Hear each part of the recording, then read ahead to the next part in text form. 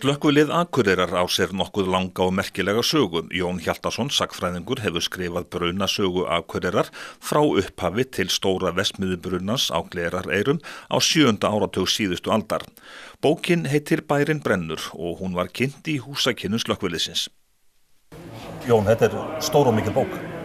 Já, þetta myndabók. Þess vegna hún svona stór. Hún í stærra broti en saga Akureyrar, enn stærra, til að myndirnar njóti sín, enda eru þær eitthvað vel á 400 frá, elstu myndirnar eru frá því fyrir 1900 og ég held að ég ljúgi ekki miklu þó ég segi að fæstar hafi komið fyrir almenningssjónir fyrr og ég búinn að leita út fyrir landsteina að myndum líka og það eru gömlu myndirnar, þessar allra elstu sem enginn hefur séð, hérlendis allavega í langan tíma ef þá nokkur sinni. En þú hefur unnið að þessu verkefni í allmörg ár. Já, ég skal ekki segja, mig minnir að það séu það bil 15 ár síðan ég fékk hjá Gunnlaugi Búa Sveinssyni möppur, 20, 30 ef ekki 103 sem innihéldu úrklippur úr fréttablöðum akureyrskum og dagblöðum, reyndar eitthvað líka. Það sem var farið yfir alla brunasögu Akureyrar frá upphafi til vorra daga og þar með varð hugmyndin til. Gulli Búi gaukaði þessu að mér, bæði möppunum og hugmyndinni og þannig að það má eiginlega, ef illa fer þá kenni ég honum ef hins vegar vel fer, þá þetta allt mér að þakka. Það hafa orðið margir stórbrunnar á Akureyri í gegnum tíðina. Já, gríðarlegir brunnar. Þetta var þannig að það byrjaði reyndar ekki að loga fyrir alvöru fyrir 1901 á Akureyri.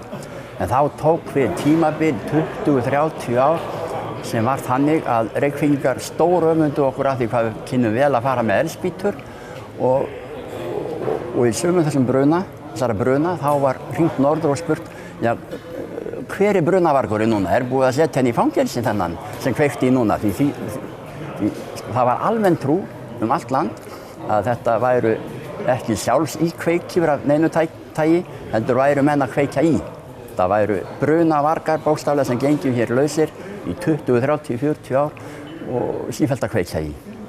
Hvað með sögufræg hús í gegnum tíðina, þau hafa náttúrulega orðið eldsvoðabráð? Já, heldur betur. Það eru reyndar 1906 brunnin, Oddeyrarbrunni mikli, ef ég byrjaði nú á honum, þar fóru 2 glæsilegustu hús Akureyrar en þau voru ekki orðin sögufræg, því þau voru svo glæný. Og þetta voru stórbyggingar og væru það enn á okkar mælikvarða. Mjög stórar og glæsilega byggingar sem fóru þarna. Og 1901 þá fór gamla hótelið, Hótel Akureyri, sem þá var reyndar ekki orðið með því nafni. Þar var byggt á grunni nýtt og glæsilegt hótel, alveg gríðarlega glæsileg bygging.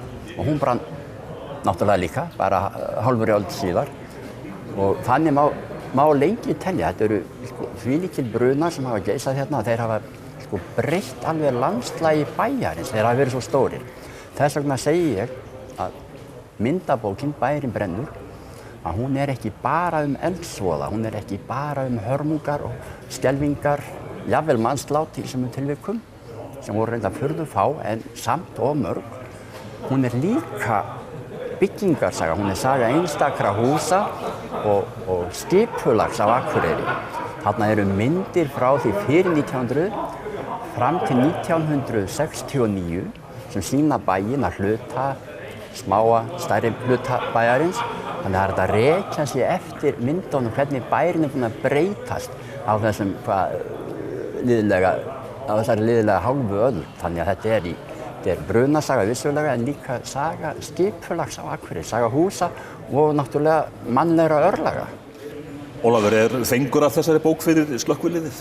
Já, það alveg gríðarlega fengur af þessari bók og ég bara kann Jóni og þeim félögum Gulla Búa og Óla Búa mikla þakkir fyrir að hafa tekið þetta saman og þetta náttúrulega held ég miklu meiri vinna heldur en menn gera sig grein fyrir sem búið að leggja þarna í raun og veru öll þessi samantekt með myndum og frásögnum bæði vitnað í dagbækur slökkviliðsins og lögreglu og skýrslur frá rannsóknum á brunum gegnum yfir svona langan tíma. Ég hugsa þetta sé nú kannski einsdæmi að vera með svona góðar heimildir í sagnariti svona langt aftur í tíman. Er það mikil svirði fyrir slökkviliðið að sagan sé komin út? Já, það held ég hljóta að vera. Að sagan skipti máli, hefðir skipta máli, það sést nú kannski líka bara á því hvernig við erum klæddir hérna í dag. Við höldum svolítið í hefðirnar. Við viljum helst ekki breyta hlutunum nema að sé alveg víst að það sé til batnaðar.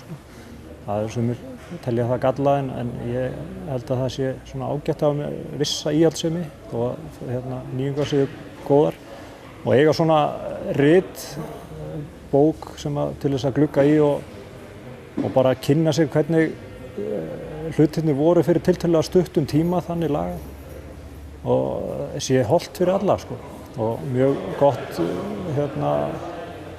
líka bara fyrir almenning til að átta sig á tilgangi slökkviliðs á hverjum stað. Það eru margir sem að muna eftir verksmiðjubrunanum á Gleráreyrum árið 1969.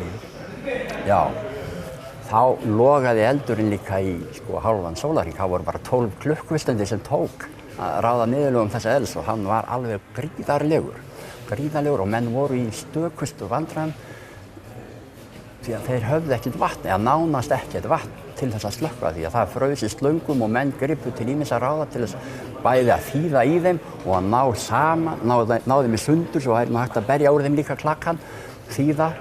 Það var jafnvel migið á slöngurnar til þess að ná þeim í sundur. Kuldinn var mikill, vindurinn mikill og menn voru í standandi vandræðum með allt sem kom að skipulagi við það að slökkva eldi. Þannig að aðstæður voru gríðarlega erfiðar og menn lentu alveg ábyggilega þarna í mikilli lífshættu. Slökkviliðsmenn, menn voru teknir af götunni líka til þess að sprauta á eldinn, standa gegn þessu og þannig að svo voru byggingar að hrynja og það var svo mikill bruni að það mátti, ég held að sé bara til mesta lána ekki skyldi neitt farast í þeim bruna. Þetta er til vill líka á margan hátt saga slökkviliðsins á Akureyri. Ef til vill má halda því fram að slökkviliðið á Akureyri hafi unnið margt þrekvirki á þessum árum. Já, alveg gríðarlegt og miðað við líka aðbúnaðinn. Þetta var svo lélegur aðbúnaður sem menn höfðu.